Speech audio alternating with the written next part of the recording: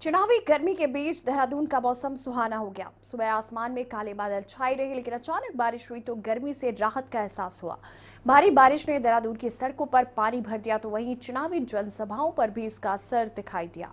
बीते दिन बीजेपी कांग्रेस के कई स्टार प्रचारकों की रैली थी, लेकिन बारिश के चलते ये रैलियां नहीं हो सकी। बहरहाल मौसम के बदले इस वजह से देहरादून पहुंचे सैलानियों के चेहरे खिले, तो आम जन को भी गर्मी से भारी राहत मिली।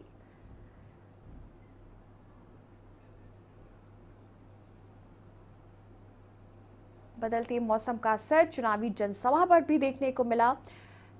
ये जनसभा रुक गई बारिश के चलते, हालांकि गर्मी से लोगों को राहत जरूर मिली।